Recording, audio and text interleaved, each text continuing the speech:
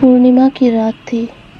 चांदनी अपना नूर हर तरफ बिखेर रही थी। जंगल के बीच कुछ जंगली जानवरों की आवाजें भी सुनाई दे रही थी।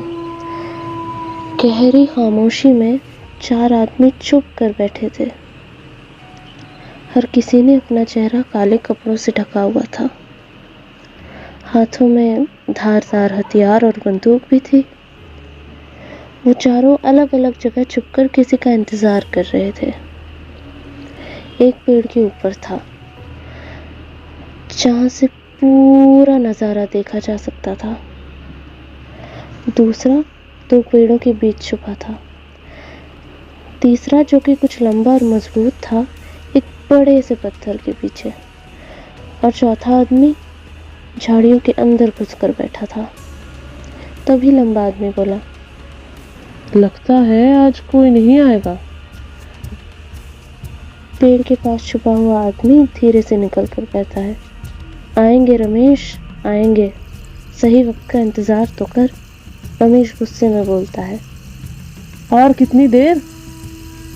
तभी पेड़ के ऊपर वाला आदमी धीरे से बोलता है, श्श, चुप रहो, कोई आ रहा है।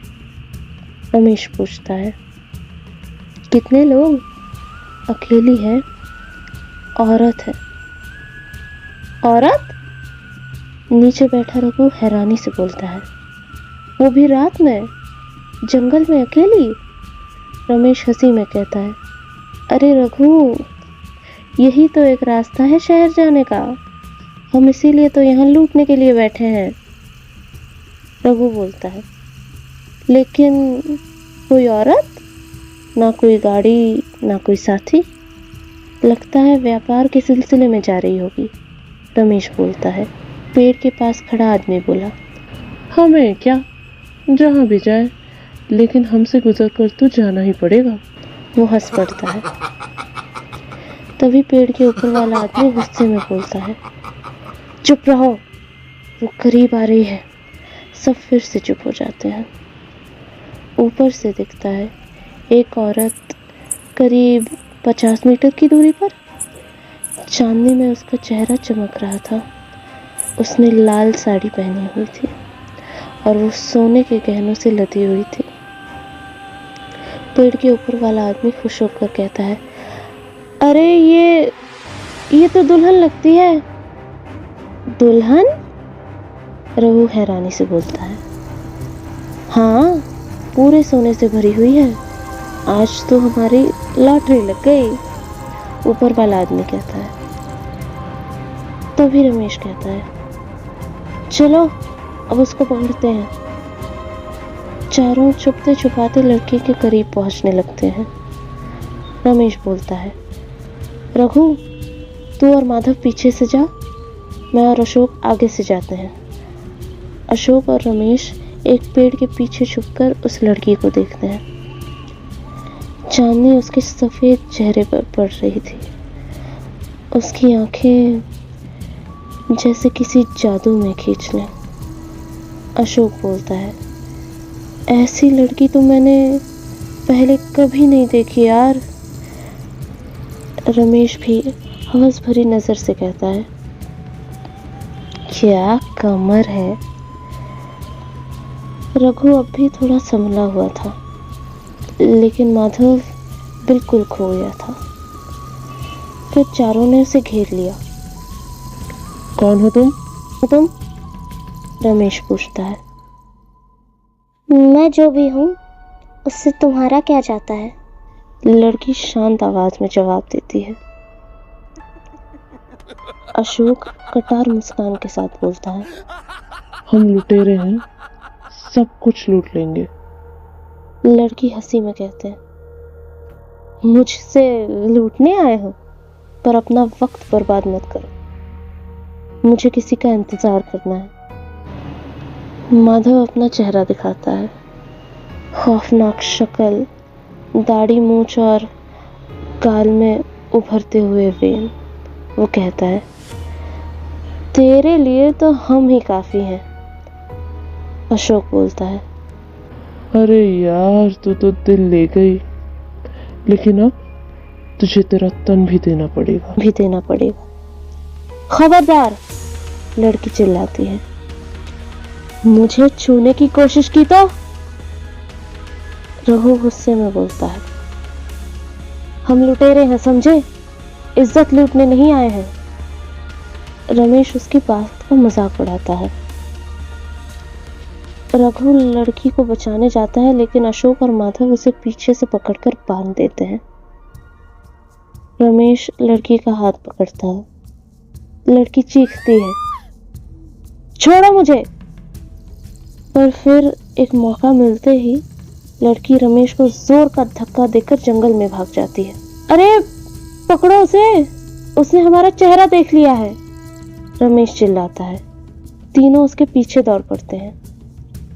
लड़की की पायल की आवाज, चूड़ी की खनक, सब जंगल में गूंज रही थी। फिर अचानक वो पीपल के पास जाकर गायब हो जाती है। ये कैसे हो सकता है? अशोक बोलता है। रमेश, मशाल जला। तीनों अलग अलग उस लड़की को ढूंढते हैं। अशोक को चूड़ी की आवाज सुनाई देती है। वो झाड़ियों के पास जाता है। लड़की वहां बैठी हुई होती है, शांत और मुस्कुराते हुए।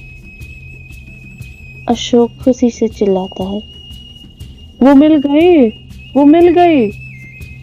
रमेश और माधव भागते हुए उसकी तरफ जाते हैं, पर तभी एक तेज चीख सुनाई देती है।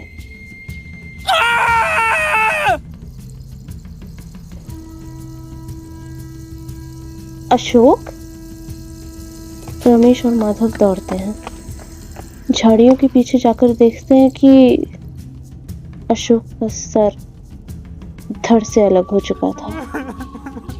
रमेश रोते हुए बोलता है, ये क्या हो गया?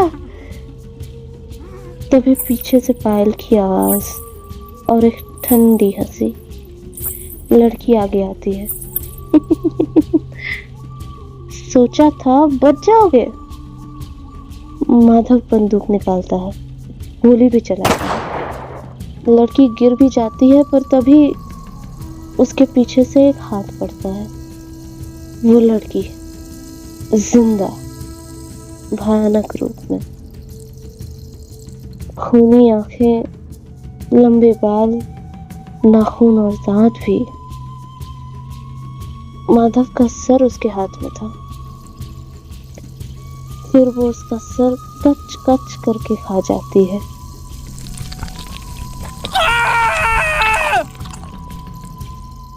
रमेश घुटनों के बल गिर जाता है।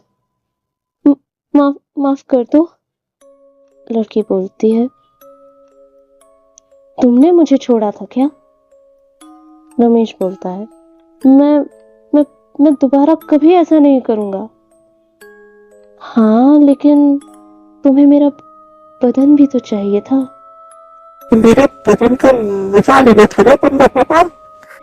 लड़की बोली। उसकी आवाज भयानक हो चुकी थी। और फिर उसने रमेश की गर्दन, अपने नाखून उसके अंदर घुसा दिए। उसका सारा खून पी गई।